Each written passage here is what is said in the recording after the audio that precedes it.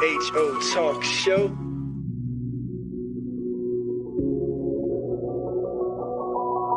That's right, family. We are back, and you are tuned in my humble opinion, on 101 Jams. You got Miss Max, Charles, and we are up here next with our next guest. Shout out to Mayor Wade and Miss Joy Johnson, representative of the Public Housing Association of Residents, for joining us on today's show. And we're going to keep the conversation going. I have a wonderful guest here, Miss Nicole Hawker. Many of you will know her as the founder of Heart and Soul Fitness. I had the pleasure of bumping into her at a women's roundtable conversation not too long ago. And we chatted and decided that we would have her on the show sometime soon. And here we are, right? Yes, Thank you. indeed. Yeah. Thank So you. welcome to the show. Thank you. What Thank took you. so long, Nicole? I've known you longer than her, so we got to figure out, but you know what it is, because I knew it was, we always got to find out what the conversation, Yeah. right, Yeah. is going to be based around. Yeah. And just like two successful Black women connecting, I can't top that. I can't top that. Yeah. Well, I'll be honest with you. So she brought it to my attention, and I was surprised that we hadn't, because I'm familiar with Heart and Soul Fitness, but it was not registering at all that you hadn't been on the show. Yeah. So, And I was sorry that it surprised took too. so long, I but was thank like, you, you're here. I was like, I feel like we had Nicole on before, because glad you're here. Glad to have you. Right. Thank you. Right. Thank you for the ask. Yeah, of course. So as I mentioned, Nicole is the founder of Heart and Soul Fitness. It's a nonprofit gym here in Charlottesville. And she also has her master's in counseling and over 15 years supporting families and children. Great resource. Blends expertise in health, fitness, and community service. You're a certified trainer. Yes. Okay, good for you. Couple certifications. Yeah. Fitness instructor, yoga teacher, an international speaker. Okay, so you are comfortable right now. You were talking about having not did radio too many times before, but this is your element, right? Also serves on the Charlottesville Chamber of Commerce. And is an active member of the Charlottesville Alumni Chapter of Delta. Okay, Sigma Theta sorority. I know you got some shout outs. Okay, Incorporated. Okay, so look, I have to ask, because my daughter happens to be a Delta. Okay. So you have a line name, is that right? I do. You do. We do. Can you? So you don't. So my daughter's line name is Ultimatum. That was the name that was given to her when she pledged. Yes. Do you have a name? Can you say it on air? I was about to say, are you supposed to say? Were you supposed to Are you not supposed to say it? At this point, I'm going to say it. Okay. So I actually have Say two. it. Say it. Say it. So one is the Inquirer. Okay. And that is because I have a question. Uh-huh. You are not going to lead me into the wilderness and I not know a little bit of what's going to happen. Okay. And then the second was Prayer Warrior, because anytime there was an opportunity that we needed to pray for something or there needed to be something prayed for, I'm going to pray about it. And so those were kind of the two that were given to me. Wow. All right. Thank you for sharing. Yeah, thank you. So I've kind of introduced you formally, but I want to give you the opportunity to introduce yourself and just share with our listening audience who you are, how you got started in this journey of Heart and Soul Fitness. Okay. So thank you. I am Nicole Hawker, and I am the founder and executive director. Okay. And I would say that this journey actually started in 2012, long before I moved back to Charlottesville. So I am a Charlottesville native, went to the University of Virginia, met my husband there. We moved away. And then while I was a mom, a foster parent, a wife, doing all of those things in 2012, I was also sitting on the couch. I was not very active. I wasn't moving. If someone said, hey, I need you to walk across the street to get something, in that moment, it would have been, well, why don't they just bring it to me? I don't need to go get it. Okay. And so in 2012, a friend of mine invited me to a gym in Seymour, Tennessee. Okay. And she said, hey, you're going to come to my grand opening. And I was like, I don't need to do that. But I went to this grand opening and they were lifting weights. They were flipping tires. And I was like, this is different. It wasn't just your typical 8-count dance class. It wasn't, the repetitive movements. It was, we are learning truly how to move our bodies. Okay. And 1 year later, I became a CrossFit coach. And so if you're familiar with the world of CrossFit, that is lifting and cardio, all of those things kind of put together, functional fitness. And from 2013 to 2016, I did some kind of personal training, again, while I lived in Tennessee. Mm-hmm. And then I moved back to Charlottesville, and I was looking for that same type of community. Okay. And I was able to find that in some places, but it just wasn't what I had when I was in Tennessee. Mm-hmm. And so then I started going through and thinking about, how do I develop this community? Mm-hmm. And one of the things that I started to do is I went through the CIC program, Okay. the Community Investment Collaborative. And in that moment, it was more of, I'm going to have this personal training business. Mm-hmm. And so why not go through this program? I'll be a personal trainer. I'll kind of create some of that community. But in the meantime, I was also a social worker and slash therapist. Mm-hmm. I have a background in counseling. I've spent many years as a counselor, social worker, and that's really what I was doing. Mm-hmm. And in 2022, I feel like I've kind of jumped all over the place, right. but keep up with the timeline. Mm-hmm. In 2022, I was burnt out. I was a social worker. I was a foster care and adoption supervisor. And when I say burnt out, I was burnt out to the point of, as a social worker, as a case manager, I didn't care what we did, but Friday I was going home. And whatever y'all had planned, figured out for the children, figure it out, because I'm going home. That's how burnout I was. Yeah. And at that time, one of my sons was getting out of the military. He was getting out of the Navy. And he said, Mama, why don't you do something different? And at that moment, it was, how do you do something different? You're turning 50. I was going to be 50 years old that winter, and I was, again, burnt out. And so my son, he said, you just do something different. You figure out what it is that you truly enjoy. What are you passionate about? And do that. Okay. And because I loved working out, because I loved supporting and mentoring other women, it was, okay, how do I marry what I'm doing from a counseling and social work perspective, which I also enjoyed. I was just burnt out, but I also enjoyed lifting weights. Sort of kind of enjoy running. But it was, how do I bring those two things together?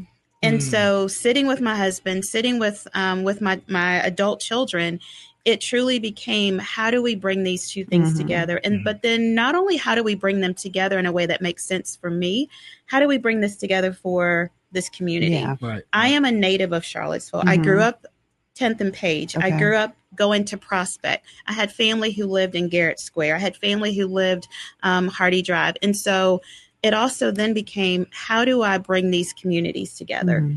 But one thing that I also knew is that CrossFit per se and functional fitness types of gyms, your boutique-ish type of gyms, are not accessible to Black and brown women. So how do we make this accessible? And that's where becoming a nonprofit also came in. And so we set our organization up as a nonprofit. We are a functional fitness gym. We're in the heart of Charlottesville, and we are doing functional fitness work that includes weightlifting and cardio.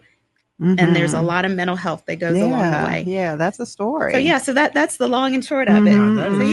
That is awesome. And Max, I don't want to overlook too the fact how you match, like your passion and purpose. And so talk a little bit about even how you impart that sort of level of mentoring, to the ladies that you work with, because that sounds like, a lesson that we all, have to hopefully learn at some point, you know what I mean? Because we all get to that point in life, right? To where you are burnt out from different things. So you got to try to find meaning, and hopefully, you're able to make money off of your passion without you losing the passion. Right. Like, so it's kind of take us through that decision making, I think a lot of it, I mentioned early on one of my line names being Prayer Warrior, and everything that I do, I try to kind of bathe in prayer. And so figuring out and kind of navigating what am I passionate about requires spending time saying, okay, God, can you help guide and direct that?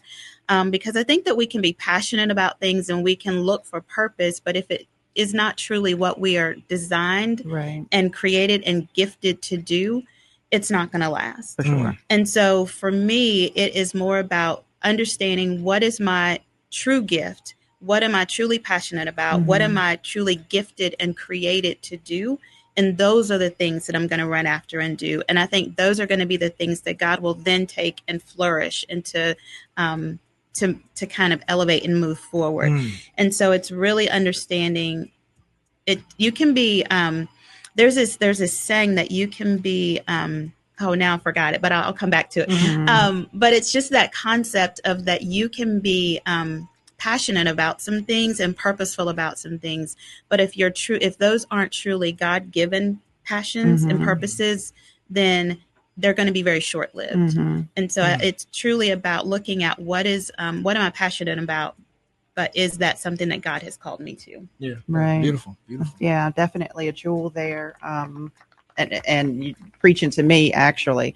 But seriously, taking the time to be quiet with yourself and figure out what things are truly my passion. Now, how do I marry those things? Yeah. And I like how she mentioned that nonprofit piece too, right? Like, is that element of your business, right?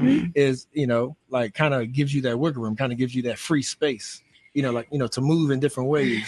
It's free space, but I'll be honest with you. Operating a nonprofit is not for the faint of heart, because there's not always enough. There's, there are those seasons of grant writing, which is always, ongoing. There's space for grant writing. There's space for reaching out into our community and asking for money. And that's not something that I'm comfortable or passionate about. But we had a fundraiser yesterday at the gym. But it's looking at how do we get creative and raising that support as a nonprofit. Yeah, may I ask another question too about the business, Max? As far as the location, because something that you said stood out to me, and and out of all the times like that I've heard your pitch about Heart and Soul, like that never clicked until you just said it today about how being from the community and wanting to bridge those gaps of making that service accessible, right? While at the same time, we've been talking all day about development in Charlottesville, how it's unaffordable and blah blah blah. Was that purposeful of where your location is? I would say it is definitely, it was purposeful in that God knew, because when we set out looking for space, I was looking at any available empty building possible. And when I say any available space, we were all over Charlottesville looking. If it had a for sale sign or for rent sign, for lease sign, I looked at it. But it was one day, my brother came to me and he said, there's that space on Cherry Avenue that's becoming available. And so we met with Woodard Properties, and we walked into the space, and it was like, I don't know what the rent is going to be. I don't know what it's going to be to renovate this space and create it into a gym. But I knew when we walked into that space that's where we were supposed to be. To kind of tie it back to kind of my own story, growing up in this communady, there used to be, if your listeners are listening and they know about the Kentucky Fried Chicken that used to be on Cherry Avenue, that holds a very special meaning for me. Okay. As I mentioned a little bit ago, I'm now 50 plus, but my father passed away when I was 10 years old. And the last tangible memory that I have of my dad is we went to that KFC to purchase those little strawberry shortcake cups. And so that area of town holds a very special meaning. And my grandmother lived in Prospect. We would go to Tonsler Park a lot. My uncle lived just across the street on King Street. Again, people used to, well, I probably shouldn't say this, but people used to go to his house a lot. I'll leave it at that. We get it. And so, that's home to me. Yeah. And so to be on Cherry Avenue was essentially a homegoing. This is kind of God saying, moving me back into a place that this is home. Gotcha. Thank you. All right. Yeah. So you now have a gym located in one of the more prominent Black neighborhoods in the city of Charlottesville. Time to get people motivated and moving to join and be a part of it. So I could relate to some of your story in terms of when you said back in 2012, you were just like on the couch and wasn't moving very much. No. Admittedly, I have not been to the gym in a year. Okay, we gotta change in that. a year. We have to change that. Don't feel like going in the morning, too tired to go in the evenings. And I'm sure there are a lot of people who can relate to that. So I think I want to kind of shift the conversation, if you will, to the health and wellness piece of all of this and what we should be doing. So I think a lot of it too is, what happened for me, and I think what happens even when I talk to some of the men and women who now come to our gym, is they had to figure out and connect a why. Okay. Because I think it's very easy for us to say, I haven't been to the gym. I have no desire to go to the gym. But we need to figure out, well, what is it that will kind of wake you up and motivate you to get there? Okay. I'm not a morning person. I do not enjoy getting up at 6 a.m., but I have a 6 a.m. class 5 days a week. Okay. Most of my individuals who come to 6 a.m. are not morning people. But the reason that they get up and come to the morning class, to the 6 a.m. class, is they've figured out why they need to be there. Okay. And part of that why is they have found community and they have found accountability. And if you can get those two things, that is what's going to help you kind of get out of this, I haven't been to the gym for a year. Not to I'm not going to name other places, other bigger place gyms, but I've had people say, I've gone to this place or I've gone to that place, and there's nothing that kind of holds me there. I can go to a class of 60 people and not really know anything about the instructor and not feel connected. I go into this other place and there's not really a coach. There's not anyone that's telling me how to use all of this very lovely equipment. Right. And so you need to have that community, and then you also need to have accountability to be able to get to coming in, whether it's the 6 a.m. or coming in the evening. And so once you can kind of work on those two, as my folks will say, I'll be back tomorrow. Okay. You'll be back tomorrow. Okay. And that's what Heart and Soul offers. So family, we are joined by Nicole Hawker, founder of Heart and Soul Fitness. And we are just talking about your business and what it is you offer. So community, relationship, connection. Yes. And that, can help to push a person past their comfort zone or to motivate a person when they're trying to do something that is maybe new to them or not necessarily a habit or routine, something they even care to do, right? Exactly. Oh, yeah. So just a couple of things that we've also accomplished in the past couple of weeks. I'll tell you about two big things that have happened just in the last 2 weeks. Okay. Yesterday, we had an opportunity to have our very first deadlift expo. Okay. And so essentially that is individuals have been working on deadlifts. That is a pretty simple, basic weightlifting movement, but it does require some technical skills to kind of not hurt yourself and be able to lift a lot of weight. And so yesterday we had quite a few women who were able to lift well over 150, 175 to 215 pounds. Oh, wow. Okay. If I had asked those women 6 months ago, can you lift 100 pounds? They would have laughed in my face. But now they laugh with joy and excitement because, like I said yesterday, many of these women broke that 200-pound barrier. And so they are able to kind of see themselves as very strong women.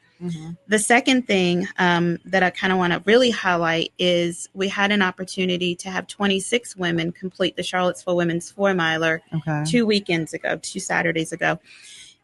And again, 10 weeks ago, some of those same ladies, when they came in to start our training program, when I said, we're going to walk/run a half a mile, some of those ladies, again, I can't do that. I've never done that. And I'm like, that's okay. You have 10 weeks.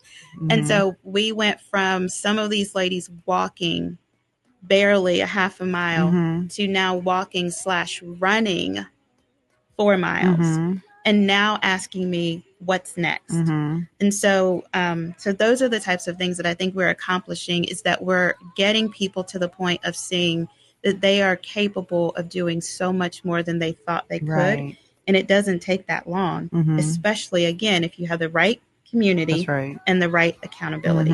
Love it. All right, I know that we need to take a break, but yes, I'm curious to hear about how their fitness regimen translates to their personal lives. Maybe we can touch on that a little bit when we come back from break. Okay? Stay with us, family. We'll be right back. IMHO Talk Show. IMHO Talk Show, Sir Charles. It's Max. Sitting here talking to none other than Mrs. Nicole Hawker of Heart and Soul Fitness fame, amongst a bunch of other things, as we are getting the intel on today. Great story of a local businesswoman involved in so many things in the community, Miss Max. Right. I think we left off, as Charles said, thank you for joining us today. Yes, but thank you. We left off the last segment with a reference to how health and wellness, exercising regularly, translates to confidence in your own personal life and endeavors. And I was hoping that maybe based on your experience running the fitness center, that you could speak on that a little bit. Yeah, I think one of the things for me personally is that it's never about, health and wellness is never about getting skinny or getting thin. It's much more about how do you feel? How do you feel in your own body? And so for me, for a lot of the women that I work with, coming in, and whether it's lifting weights or running, walking, whatever the activity is, that it is helping them to build confidence within themselves and to be able to just to know that they are capable of being strong and to do things that maybe they didn't think that they could before. And what that does is not only does that kind of translate into being able to showcase their strength inside the gym, but they're able to now go out and live a healthier, more productive lifestyle, so to speak, be able to be the moms that they want to be the grandmothers that they want to be able to go to work and not have to always take the elevator, be able to carry their own groceries, to be able to just to do things about life that feel good and not feel like they're always kind of in this place of struggling, so to speak. And is that new information, so to speak, from a personal trainer's perspective, in that it's getting in shape or getting healthy is not about necessarily losing weight, but it's about how you feel, because most people associate getting healthy with dropping 25 pounds. I think that it's not necessarily new information. It's much more of a paradigm shift that I think is happening within the fitness realm, fitness professionals. There are still fitness professionals across all spectrums. And by that, I simply mean like black and white. Yes. I think from a general, just to be more general, I think there are individuals who would say, to be fit, to be healthy, you have to be a certain size. But that's not truly the case. I had an opportunity to go to a wellness conference. And one of the things that we were talking about is that it's much more about having a better quality of life. And that better quality of life can be substantial for someone at a size 12 or a size 22. I know of very strong women who have a incredible quality of life, who are not what society would say are supermodel skinny. And so it's much more about having a better quality of life, health and wellness, having a better mindset, being at this place of where mentally you are sharp. And again, that's not equated to a size or a particular body type. It's much more about how are you feeling about life and how are you able to navigate life. Good information. Want to take it back to something Charles had mentioned, maybe even on break, and talking about that burnout, how we get there and then how we come out of it. And you definitely mentioned it in your introduction story. So, which is always surprising to me when someone who is in counseling or works in the mental health field allows themselves to reach that point, because you know best not to do that to yourself. Well, and I think that's because we know how to help other people. Like we go into the helping profession because we have a desire and a know how to help others. The problem is, and they tell us this, as we're kind of going through our training, is don't forget about yourself. We all know when you get on the airplane, you're supposed to put the mask on yourself. If the need arises, you put your mask on and then you put the other person's on. In the counseling profession, we spend a lot of time taking on other people's stuff. We don't spend enough time taking taking care of ourselves. And so that is where I think in general, not just in the counseling field, but just in general in life, wives, moms, even dads, individuals, we spend a great amount of time taking care of everyone else that we don't slow down and think about what is it that I need so that I can be a healthy, thriving individual so that I can take care of other people. And so I think for me, that burnout became when I started to be so consumed with what everyone else needed that I wasn't slowing down and thinking, what is it that I need? And that's where I believe that my husband and my son were like, Mom, it's okay to do something different. It's okay to shift, make that shift and figure out what is it that you enjoy. And I think in general, that's one thing that we all need to do is we need to slow down and ask ourselves, what is it that I enjoy doing? And then how can I get to doing that thing? And then have other people around you that can kind of help you navigate moving into that joy or putting boundaries around you so that you can find that joy. Right. Creating it, helping you to create that safe space for yourself, because oftentimes we don't give ourselves permission to do that. Right. Yeah. What are you thinking, Charles? Yeah. No. What about the fellas? No, but I'm not gonna leave y'all out. Yeah. No, if I'm not mistaken, like you have sort of transition into also providing some of your activities at the gym too. It does include males, right? Yeah. So when I opened the gym, because I was kind of thinking through my own lens, my own frame of reference, we opened primarily for women to be a safe space for women. But as I kind of just look out into the broader picture, the broader landscape, marginalized individuals is where we want our focus to be. And that includes men. There are men who go to some of these other, locations, bigger locations and walk in and not quite finding that community that they also desire. And so because our focus is on functional fitness, because our focus is on weightlifting and doing some cardio work, anyone can participate in what we do. And so that's men and women. I would say we're a little bit slower to get men in. Hopefully this will be an opportunity. Men, I'm calling y'all out. Y'all come in and come see us. He looked up like, who? Yes. And I think that's where, because what we do is also scalable to the individual. If we have a man who comes in and he is able to lift, 400 pounds on a deadlift, I have the weights for him. He can lift his 400 pounds just as women can come in and lift their 200 pounds and vice versa. I don't want that to seem sexist or anything, because I know there are women who can do the 4 and men are working their way up from 2. So we want it to be scalable and accessible to both men and women. Yeah.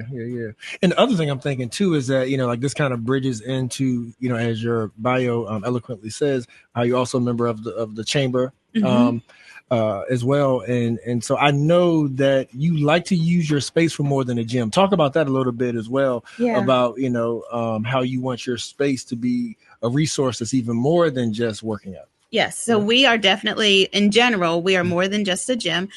And how we are kind of connected to that space of being able to be accessible to others. One of the opportunities that we have, that we've put out, is to allow other fitness professionals to use our gym. There's a gentleman who, he has his own business and he has his own clients, and he has access to our space to be able to work with his clients under his own name. We are not asking him to promote Heart and Soul Fitness per se. We are asking him to promote his own name, his own business. He just has access to our space. So that's one thing that we want to make sure that we offer, is to be able to be a resource for other fitness professionals to use our space. We have opened our space to other community partners who need a space, who they need floor space. They need a space that has a whiteboard, has chairs that they can come set up in. And again, it's not about coming in so that they can promote our name as much as it is, we just want to be a community resource that folks can come in and use.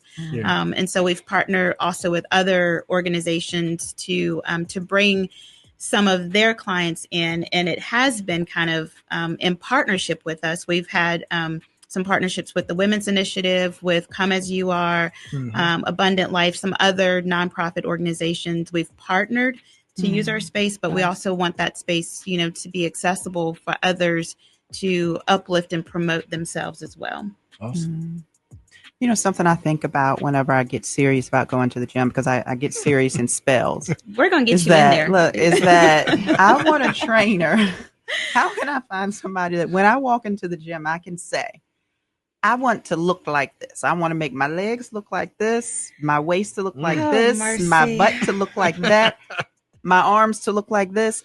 Tell me exactly what I need to do in order to get that outcome. So the first thing I'm going to say is I have no control over your genetics. So your genetics are your genetics. Whatever your body is going to do is going to do.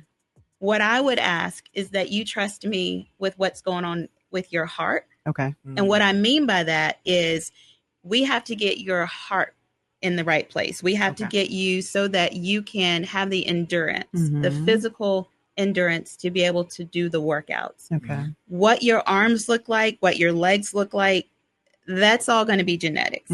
The other thing that we ask is that, are you sleeping? And then are you eating correctly? Because again, I can put together a program that can help with some of those genetic things, such as how your body builds muscle, so to speak. But if you're not eating correctly and sleeping well, it doesn't matter what I ask you to do.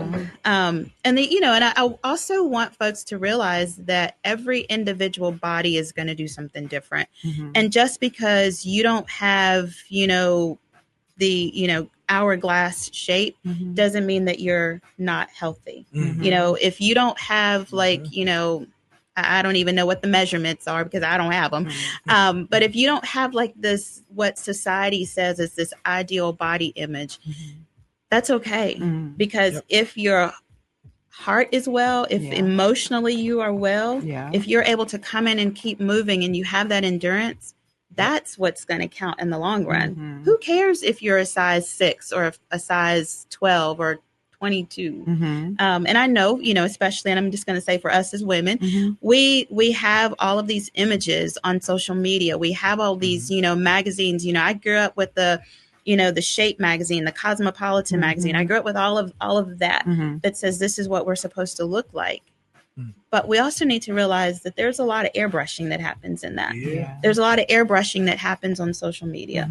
And so regardless of what your body size is or what your genetics, your makeup is, are you healthy inside? Are your insides healthy? Because you can look like a supermodel queen on the outside. That's right. And your inside is nasty. Very true.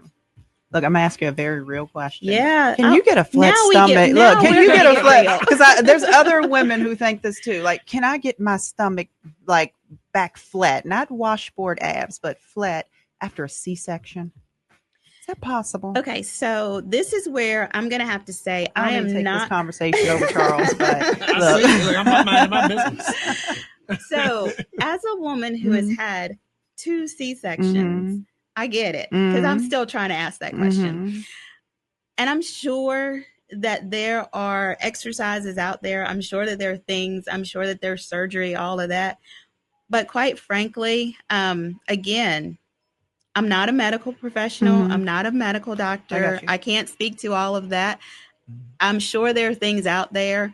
But again, it's how do you feel? How do you because again, you could have those washboard abs. You could have that 6-pack. You could have all of the things that society says that we should have and still be miserable. Yeah. So I'm sure it's possible, but that's just not the lane that I kind of No, I get you. operate in. I get you. I appreciate it. Seriously. Yeah. All right. Yeah, Ms. Nicole, as we wind down, thank you again for joining us and sharing this story. Definitely want to give you the opportunity though, to kind of give your pitch right? Because you have a lot of community connections, right? Like, so you're helping people who may have new business ideas or like may need help, like with that incubation. And then you're also, like a mentor, you're a trainer, right? Like all those kind of things. So what is that stump speech, so to speak? Okay. Right? Yeah. Right. Because I'm sitting here trying to piece Nicole Hawker together, right? Right. Because you have so many gifts and talents and whatnot, but for the young lady or the young man, whoever may be listening, being like, wow, what's next? Like, she sounds like a wealth of knowledge. She sounds like somebody that I want to know. That sounds like a gym I want to go to. Yeah, I got you. Exactly. What's that next step? Yeah. Exactly. So let me just tell you a little bit about the gym itself. Yeah. So we are located 818 Cherry Avenue. Our classes, we are class-based, so everything that we do is designed around participating in a class. And our classes are 6 a.m., 10 a.m., 5 p.m., and 6 p.m. Monday through Friday, with exception of we don't have a 6 p.m. on Friday. We also have opportunities for individuals to come to a walking program that like I said, we just finished up our training for the Charlottesville Women's 4-miler. We're going to be starting a new walking program pretty soon. And that all of that information can be found at our website, which is 3 words. If you don't remember anything else, remember these 3 words: heart, soul, fitness.org. And so all of that information about our classes, about our upcoming, what we are calling our Heart and Soul Collective, which is our walking and run program, all of that information is going to be on our website.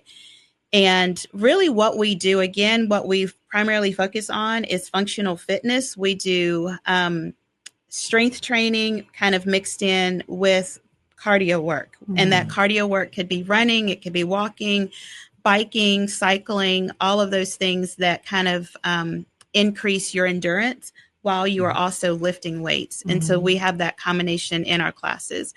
Our classes are designed to be about an hour long. And I say they're designed to be an hour, but each class kind of takes on its own personality, so to speak. And we may have individuals who may be a little more talkative in one, and so they might go an hour and 5 minutes. We may have, an opportunity where we might finish in about 45 minutes. And that really just depends on kind of the dynamics of that day. But all of our classes are designed to for individuals to be able to know that they can accomplish and complete whatever workout is put before them. And what I mean by the workouts put before them is every single day, the workout is different. We do not provide choreographed workouts. We don't provide workouts that are kind of based around like an 8 count, so to speak. My folks will tell you that I don't know how to keep count. And really what that means is if you ask me to, to count out something, they would say, well, I think we're on 25 and you told us to do 10. And I was like, oops, maybe you should go heavier in your weights then. But I think all of our, what we do is designed around making sure that individuals feel very confident and comfortable in what they're doing. And so I also tell my folks we have modifications for the modification. If I ask them to do a movement, for example, burpees, if they see burpees on the schedule, they know that if they can't do a traditional burpee, that I will have a modification for them. And so there's no out. There's no, I can't do that. There's something that you can do, and we will make sure that you get that done. So that's a little bit of kind of what we do. Cool. So, all right. So if my math is correct, Reza, and check me on this, Max has to be at work, I think, at 8. Okay. Oh, 8 o'clock. Okay. Like you open at 6, so there's no excuse there, right? That's actually plenty of time. Okay, so here's the thing. Y'all have outed Max. What I want to know is what about Charles? Thank you. And Troy. Is that right? So, I mean, y'all put Max out there. So, yeah. Thank you. Because you did ask about the men. No. Touche. I just want to add that you are so equipped to do what you do as a health and fitness trainer, right? When you add in the background of counseling, when you add in your experience as a mentor, when you add in your experience of supporting families and children and community service, right? If we think about all of our other professions, teachers comes to mind. and they go to school and they get educated in this one thing. But you took everything that makes a community thrive, right? You encompass all of those things, and then you project that in health and fitness exercises and things like creating that space. You are perfectly equipped for what it is that you do, and I'm sure that you're changing lives there. Yeah, I think that I would say it's much more about being perfectly positioned to do what I have been called and created to do. Okay. As you're reading and you see all of the accolades, so to speak, those are things that are just a very brief snippet and part of who God created me to be. If I go back and I was even talking with my husband last night about, I think it's time to write a book, but that requires me to sit down to actually write the book. Unless there's a ghostwriter out there. If there's a ghostwriter, please call me, because I would love to talk to you.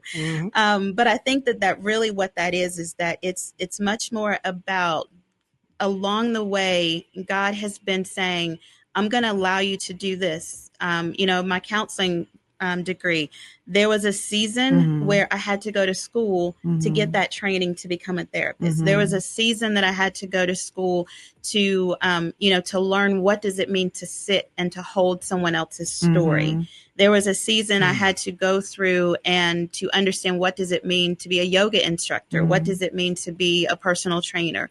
So all of those seasons were opportunities for God to say, I'm going to equip you and give you the tools that you need, because there's going to come a time where now I need you to actually operate and do what it is that I called you to do.